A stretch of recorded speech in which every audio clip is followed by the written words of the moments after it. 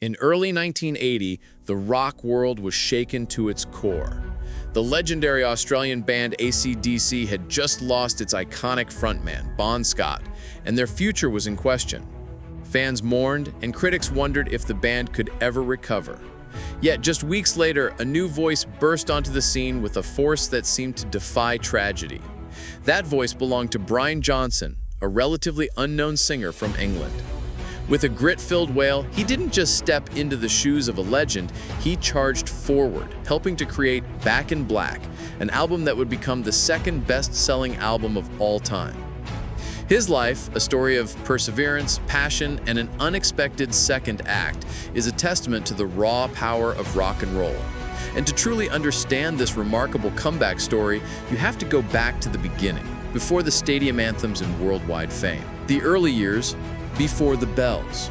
Brian Johnson's story started far from the massive stages he would later command. Born in Gateshead, England, he was the son of a British Army sergeant and an Italian mother. Growing up in a working-class town, his early life was grounded. He had a natural singing ability, and his distinctive voice was noticed when he sang in a church choir. But the rock and roll bug bit him hard. He was inspired by rock legends like Little Richard, and he knew he had to be a performer. For years, Brian bounced around in various bands trying to make it in the music world. He was in a glam rock band called Geordie, and they had some minor hits, even appearing on a TV show called Top of the Pops. But despite a few small successes, the big break never came. By the late 1970s, he was on the verge of giving up on music altogether, even taking up a side job selling used cars. He was a working man, and the rock and roll dream seemed to be fading. It was during this period of uncertainty, however, that a twist of fate was waiting for him, one that would change his life and the course of rock music forever. The impossible audition. In 1980, the phone call came. ACDC was looking for a new singer. As impossible as it seemed, Brian Johnson was on their list. He was a long shot, but Bon Scott had seen him perform with Geordie years earlier and had raved about his voice. So Brian flew to London and met the band. He recalled the moment feeling surprisingly easy and natural. He got into a studio with the guys and sang a couple of songs, including Nutbush City Limits by Ike and Tina Turner. The chemistry was undeniable. A few days later, he was officially the new singer of ACDC. The task ahead was monumental: record a new album to honor their late singer. The result, Back in Black, was released just a few months later. It was a juggernaut, a hard rock masterpiece with an all-black album cover. The songs, filled with Johnson's piercing vocals and a powerful raw energy, captured the essence of the band while forging a new path. It sold over 50 million copies worldwide, becoming a defining album of the genre. The world tour that followed was a whirlwind, a trial by fire where he won over the hearts of fans who were skeptical of a new frontman. But decades later, a new and unexpected challenge would threaten to silence his voice for good. The silent threat.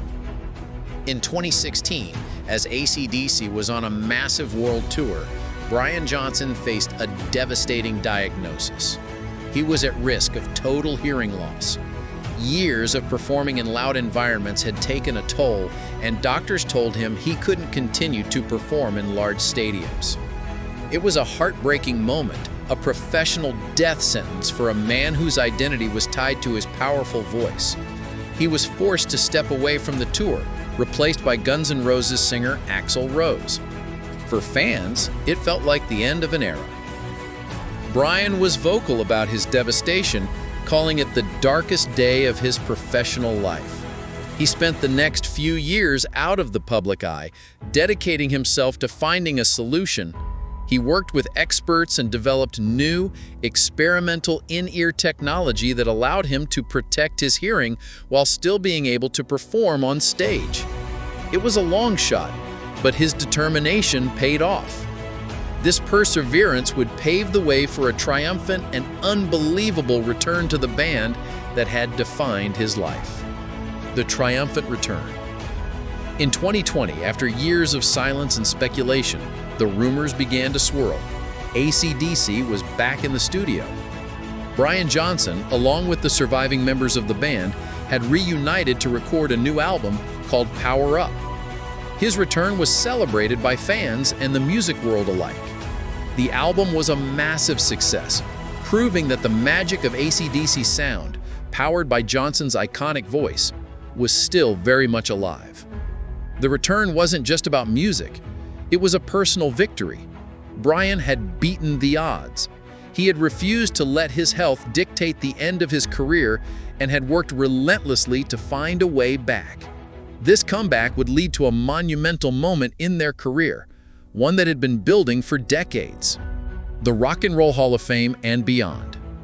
AC/DC was inducted into the Rock and Roll Hall of Fame in 2003, a fitting recognition for a band that has sold over 200 million records worldwide.